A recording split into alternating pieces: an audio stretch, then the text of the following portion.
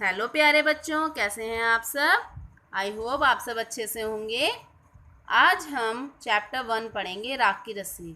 कितना interesting title है ना, राख की रस्सी, है ना। चलिए पढ़ते हैं क्या स्टोरी में। लोनपोगार। लोनपोगार एक व्यक्ति का नाम यानी कि पर्सन का नाम है। तिब्बत के 32वें राजा सोनगवसैन गाम्पो के मंत्री थे। वे अपनी चालाकी और हाजिर जवाबी के लिए दूर दूर तक मशहूर थे। हाजिर जवाबी मीन्स होता है जो किसी भी क्वेश्चन का एकदम से जवाब दे दे, है ना, आंसर कर दे। मशहूर थे। कोई उनके सामने टिकता ना था। चैन से ज़िंदगी चल रही थी, मगर जब से उनका बेटा बड़ा हुआ तो उनके लिए चिंता का विषय बना हुआ था। कारण यह था कि वह बहुत भोला था, बहुत इनोसेंट था। वो होशियारी उसे छूकर भी नहीं गई थी। लोनपोगार ने सोचा, मेरा बेटा बहुत सीधा साधा है, मेरे बाद इसका काम कैसे चलेगा। एक दिन लोनपोगार ने अपने बेटे को 100 भेड़ें देते हुए कहा, यानी कि 100 शिप देते हुए कहा, तुम इन्हें लेकर शहर जाओ, मगर इन्हें मारना या बेचना नहीं। इन्हें वापस लाना है, वो भी 100 जौ के बोरों के साथ। जौ क्या होता है? एक प्रकार का अनाज होता है, जैसे गेहूं चावल होते हैं, इसी टाइप से जौ होता है। ठीक है, वरना मैं तुम्हें घर में नहीं घुसने दूंगा। इसके बाद उन्होंने बेटे को शहर की तरफ रवाना कर दिया, यानी कि उसको वहाँ शहर में भेज दिया। लोनपोगार का बेटा शहर पहुँच गया, मगर इतने बोरे जौ खरीदने के लिए उसके पास रुपए ही कहाँ थे। उसके पिता ने उसको क्या दिया था? उसके पिता ने उसको सिर्फ 100 भेड़ें दी थी कि ना तो इन्हें मारना है और ना ही क्या कहते हैं, इन्हें बेचना है, और सामान भी साथ में लाना है। तो अब बिना पैसे के सामान कैसे आएगा। वह इस समस्या पे सोचने विचारने के लिए सड़क के किनारे बैठ गया, मगर कोई हल उसकी समझ में नहीं आ रहा था। वह बहुत दुखी था, बहुत ज़्यादा दुखी हो गया। तभी एक लड़की उसके सामने आ खड़ी हुई। क्या बात है, तुम इतने दुखी क्यों हो? उसने पूछा, क्या रीज़न है। लोनपोगार के बेटे ने अपना हाल कह सुनाया, सारा सुना दिया। उसने सारा बता दिया कि मेरे पिता ने ऐसे ऐसे मुझे भेड़े दे के कहा है कि 100 जौ के बोरे लेके आना है ना। इसमें इतना दुखी होने की क्या बात है, मैं इसका हल निकाल देती हूँ। इतना कहकर लड़की ने भेड़ों के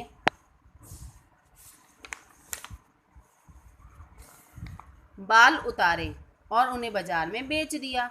जो रुपए मिले उनसे जौ के 100 बोरे खरीद कर उसे घर वापस भेज दिया।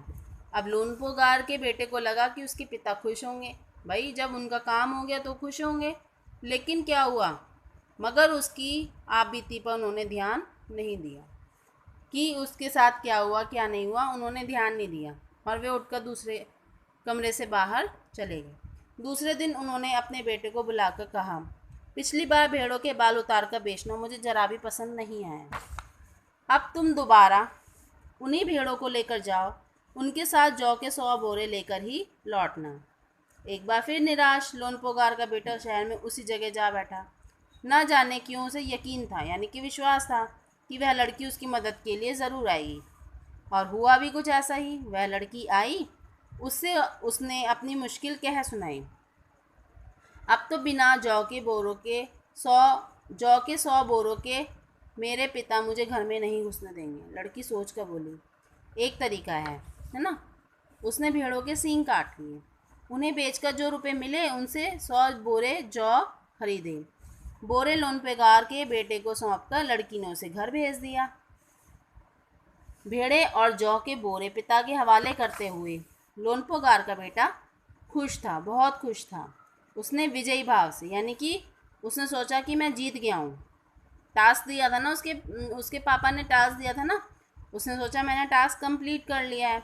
अब विजयी भाव से सारी कहानी कह सुनाई।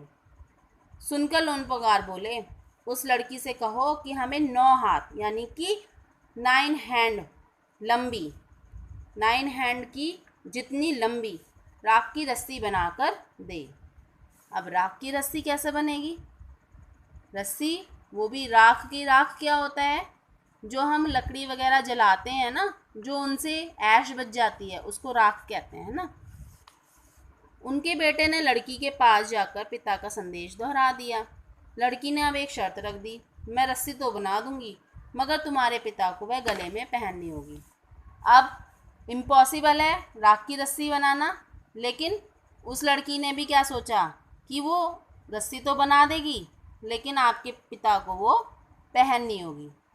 इट इज़ पॉसिबल नहीं। लोनपोगार ने सोचा ऐसी रस्सी बनाना ही असंभव है, इसलिए लड़की की शर्त मंजूर कर ली। उन्होंने सोचा वो तो कर ही नहीं पाएगी, इसलिए उन्होंने उसकी शर्त मान ली।